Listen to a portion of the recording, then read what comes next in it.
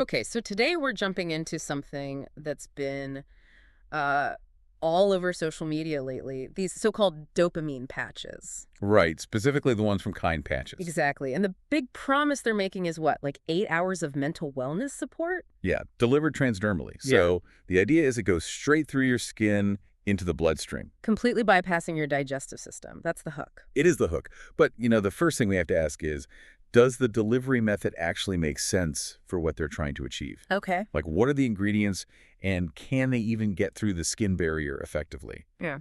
Let's dig into that. All right, so looking at the ingredients, they list four key things.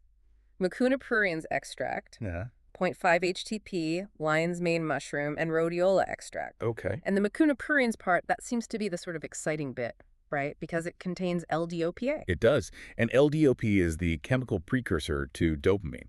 That's scientifically sound. It's used famously for Parkinson's symptoms. Right, but usually given orally, isn't it? In pretty specific doses. Exactly. Often quite high oral doses, actually, measured in grams sometimes, because your body metabolizes a lot of it before it gets where it needs to go. And what about the others? 5-HTP? Well, 5-HTP is interesting, but it's actually a precursor for serotonin, not dopamine. So it's a late different pathway there. Oh, okay. And lion's mane and rhodiola, yeah, there's some promising research around them for like cognitive function and stress adaptation, respectively. Legitimate ingredients in theory. So if the ingredients themselves have some basis, the real hurdle seems to be getting them through the skin. You called it the delivery system. Precisely. That's the nuclear problem here, scientifically speaking. Why is skin so hard to get through? Well, think about it. Your skin is your armor, right? It's designed to keep things out. Makes sense. So for a molecule to pass through effectively, the medical literature is pretty clear. Oh. It generally needs to be small. Under 500 Daltons is the rule of thumb. 500 Daltons, okay. Like a size limit. Kind of, yeah.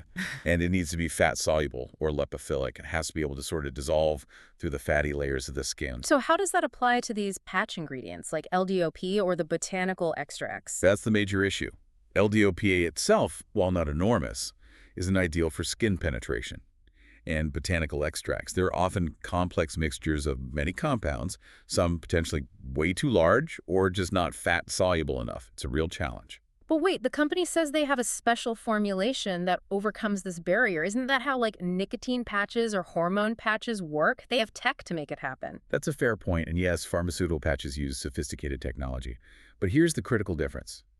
Those patches undergo years of rigorous testing. They have to prove exactly how much of the drug gets through the skin, at what rate, and that it reaches therapeutic levels in the blood. That's called bioavailability data. And Kind Patches. They provide, well, zero bioavailability data, none that we could find. So that special formulation claim, it's just words without proof. Wow. Okay, so you're essentially buying blind, hoping some unknown amount gets through. Pretty much. And that leads straight to another pretty big red flag. Which is? The dosage is not listed anywhere on the packaging or their site. No dosage amounts at all. For something involving LDOPA? None listed. And with dopamine precursors, precise dosing is absolutely crucial for both safety and effectiveness. Accurate. It's not something you just guess. That seems problematic. What are actual users saying? Does the feedback reflect this uncertainty? Oh, it does. Big time. If you look at reviews, like on Trustpilot, the rating is quite low, around 2.8 out of 5 stars. Ouch. And there are a lot of complaints. Some quite serious, actually people reporting severe skin reactions like burns or the patches literally ripping off skin when removed. Yikes. That sounds awful. But then you also see some people raving about them, right? Saying they really help with focus, ADHD, anxiety. Exactly. And that massive inconsistency is almost expected when you have an unproven delivery system. Well, you have some people potentially getting zero effect or a bad skin reaction. You have others who maybe are sensitive or are experiencing a powerful placebo effect. Remember, they're putting this patch on in the morning, expecting all-day benefits. That expectation is powerful. So the mind kind of fills in the blanks if the biology isn't delivering consistently. It certainly can play a huge role, yeah, especially with something marketed for mental wellness. Okay, so let's try to synthesize this. Where do we land on these dopamine patches?